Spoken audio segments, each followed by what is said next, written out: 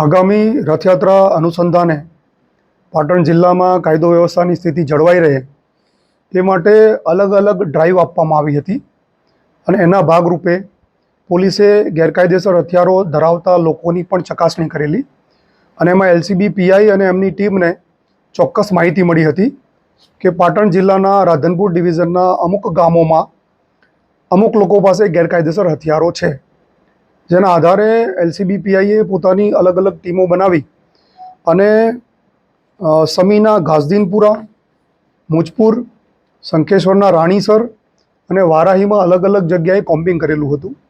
અને કોમ્બિંગ દરમિયાન પોલીસને 5 દેશી કટ્ટા, કારતૂસ નંગ 4 અને હથિયાર બનાવવાની અલગ અલગ સામગ્રી મળી આવી હતી, જેમાં પોલીસે અલગ અલગ 5 ગુના દાખલ કર્યા હતા અને અત્યારે એમાં 6 આરોપીઓને પોલીસે અટક કરેલા છે. આ ગુનામાં અન્ય 2 આરોપીઓને અટક કરવાના બાકી છે.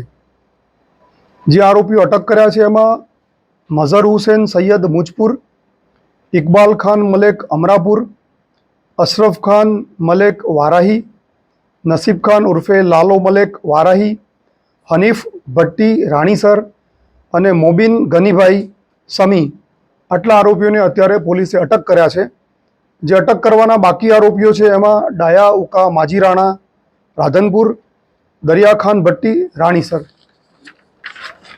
કબજે કરેલા મુદ્દામાલની વાત કરીએ તો ગેરકાયદેસર પિસ્તોલ, જેને આપણે કટ્ટા કહીએ છીએ, એવા 5, કારતૂસ નંગ 4, ગ્રાઇન્ડરમાં ઉપયોગ કરવાની પ્લેટ, પક્કડ નંગ 1, લોખંડની હથોડી, કાચ પેપર, લોખંડની કાનસ અને અન્ય જે હથિયાર બનાવવામાં સાધનો વપરાય છે એ તમામ સાધનો પોલીસે આ ગુનાના કામે કબજે કરેલા છે. આરોપીઓનો ગુનાહિત ઇતિહાસ જોઈએ તો મઝહર હુસૈન વિરુદ્ધ હારીજમાં એક આર્મ્સ એક્ટનો ગુનો દાખલ થયેલો છે અને ડાયા ઉકા માજીરાણા કે જેને પકડવાનો બાકી છે એના વિરુદ્ધ 18 ગુના દાખલ થયેલા છે, જેમાં મોટાભાગના ગુનાઓ આર્મ્સ એક્ટ મુજબના છે.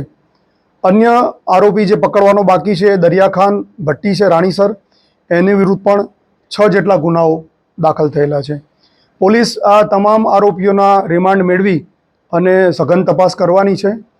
એવી પણ શક્યતાઓ છે કે તપાસ દરમિયાન બીજા પણ વેપન્સ પોલીસને મળી આવે.